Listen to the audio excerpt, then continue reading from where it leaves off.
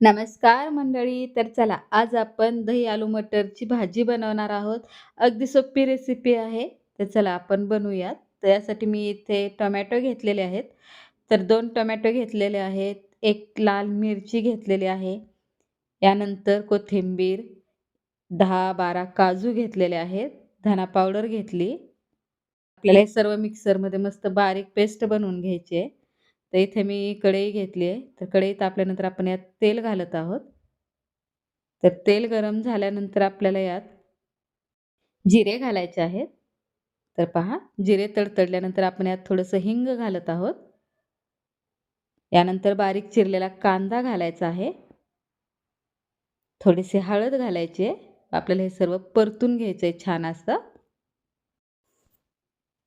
तर कांद्याचा कलर आपला थोडासा बदल व्हायला पाहिजे. तोपर्यंत आपल्याला हे परतत राहायचे पहा. कांद्याचा कलर हा छान बदललेला आहे. तर यानंतर आपण यात जी आपण पेस्ट वाटली होती ना मिक्सरमध्ये ती घालत आहोत. तर पहा मस्त बारीक पेस्ट वाटण्यात आली आहे आपली. त्याला आपण छान असं परतून घेऊयात. तर यानंतर आपण यात गरम मसाला, काळं तिखट, बारीक चिरलेली कोथिंबीर घालायची आहे. आणखीन आपल्याला हे परतून घ्यायचा आहे मसाला पहा. तर मसाला छान असा मिक्स झाला पाहिजे. यानंतर आपण मटार घालूया यात. तर प्रिझर्व्ह मटार आहेत हे, ज्याचा मी वापर करत आहे. तर पहा आपण हे छान असं परतून घेऊयात.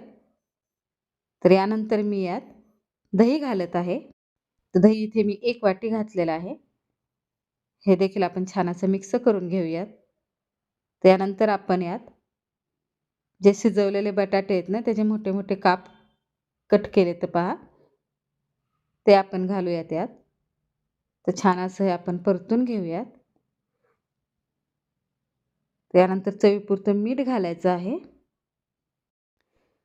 बारीक चिरलेली कोथिंबीर घालूयात. व भाजी आपल्याला आणखीन एक 5 मिनिट तरी उकळू द्यायची आहे. पहा. तर इथं आपली भाजी ही छान तयार झाली आहे. कशी वाटली रेसिपी? Thank you.